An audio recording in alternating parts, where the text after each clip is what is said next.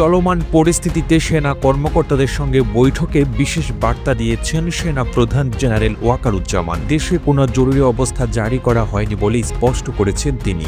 সেই সাথে দেশবাসীকে গুজব ও ভুল তথ্যে বিভ্রান্ত না হওয়ার আহ্বান জানিয়েছেন। সেনা কর্মকর্তাদেরকে তিনি ধৈর্য ধরে দায়িত্ব পালন করার নির্দেশ দেন।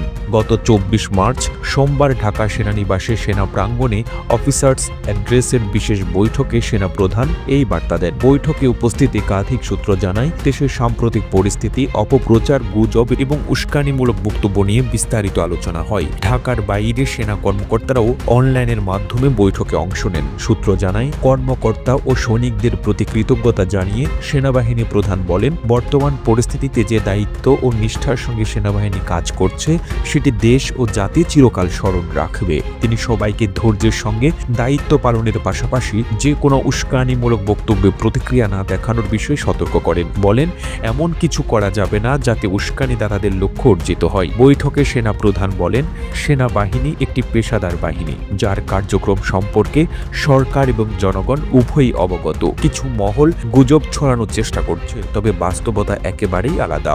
এতে বিভ্রান্ত না হয়ে ধৈর্যের সঙ্গে পরিস্থিতি মোকাবেলা করতে হবে। সেনাবাহিনী দৃঢ় অবস্থানে রয়েছে এবং দেশ ও জাতির প্রতি আমাদের দায়িত্ব অবিচল রয়েছে। তিনি সেনা সদস্যদের সতর্ক করে বলেন, উস্কানিমূলক বক্তব্যে প্রতিক্রিয়া দেখানো যাবে না, কারণ এতে গুজব রটনাকারীদের উদ্দেশ্য সফল হতে পারে। ঈদ উপলক্ষে আইন শৃঙ্খলা পরিস্থিতি রক্ষার উপর বিশেষ গুরুত্ব দিয়েছেন সেনা প্রধান। তিনি বলেন, যদি কোথাও আইন শৃঙ্খলার অবনতি ঘটে তা কঠোরভাবে নিয়ন্ত্রণ করতে হবে।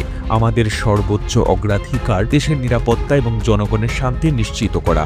গত সপ্তাহে জাতিসংঘ মহাসচিব অ্যান্টনিও গুতেরেস বাংলাদেশ সফর করেন এবং শান্তিরক্ষী মিশনে বাংলাদেশের ভূমিকার ভূয়সী প্রশংসা করেন। 5ই আগস্ট পরবর্তী পরিস্থিতি সামলানোর ক্ষেত্রে সেনাবাহিনীর দায়িত্বশীল ভূমিকারও স্বীকৃতি দেন তিনি। এছাড়া কক্সবাজারে 1 লাখ রোহিঙ্গার জন্য আয়োজিত ইফতার অনুষ্ঠানে সেনাবাহিনীর সহযোগিতার জন্য রামু সেনানিবাসকে ধন্যবাদ জানান। সাম্প্রতিক সময়ে যুক্তরাষ্ট্র সিনেটর গ্যারি পিটার্স সেনা প্রধানের সঙ্গে সৌজন্য সাক্ষাৎ করেন এবং বাংলাদেশ সেনাবাহিনীর কর্মকাণ্ডে সন্তোষ প্রকাশ করেন। সেনা প্রধান জানান, আন্তর্জাতিক পর্যায়ে বাংলাদেশের সেনাবাহিনী ক্রমাগত প্রশংসিত হচ্ছে, তা দেশের জন্য গর্বের বিষয়। সেনা প্রধানের এই বক্তব্য স্পষ্টভাবে জানিয়ে দেয়, দেশে কোনো জরুরি অবস্থা নেই। গুজবে কান না দিয়ে সঠিক তথ্যের ভিত্তিতে দায়িত্ব পালন করতে হবে।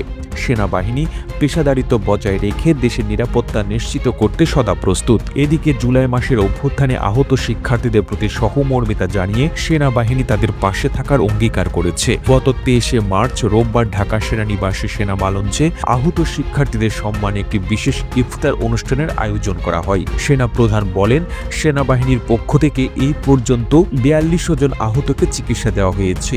এই সহায়তা কার্যক্রম এখনো চলমান। আহতদের আর্থিক সহায়তা দিতেও কাজ করছে সেনাবাহিনী। পাশাপাশি ব্যবসায়ী ও বিভিন্ন প্রতিষ্ঠানও আহতদের সহায়তায় এগিয়ে এসেছেন। জুলাই আন্দোলনে আহতদের উদ্দেশ্যে তিনি বলেন, আপনারা জাতির কৃতি সন্তান, আমরা আপনাদের পাশে সবসময় আছি। আপনারা মনোবল হারাবেন না। নিশ্চিত করা হচ্ছে আহতদের পাশে সেনাবাহিনী থাকবে এবং তাদের পুনর্বাসনে সহযোগিতা করা হবে। তিনি আরো বলেন, আমরা শুধু দায়িত্ব পালন করছি না, বরং দেশের প্রতিটি নাগরিকের পাশে দাঁড়াতে প্রতিশ্রুতিবদ্ধ।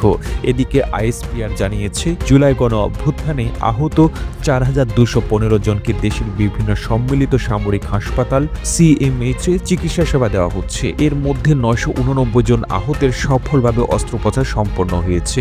বর্তমানে 39 জন ঢাকা সিএমএইচে চিকিৎসাধীন। প্রতিবেদনটি তৈরিতে তথ্য ও উপাত্তের সাহায্য নেওয়া হয়েছে জানা অজানা ভিডিও নামক ফেসবুক পেজ থেকে। আর এতক্ষণ আপনারা সঙ্গে ছিলেন বিশ্ব বাংলার। সেই সঙ্গে আপনি বাংলাদেশের কোন জেলা থেকে এই ভিডিওটি দেখছেন আমাদের কমেন্ট করে জানান। আমরা পরবর্তী ভিডিওতে আপনাকে ধন্যবাদ জানাতে ভুলব না। এতক্ষণ বিশ্ব বাংলার সাথে থাকার জন্য অসংখ্য ধন্যবাদ।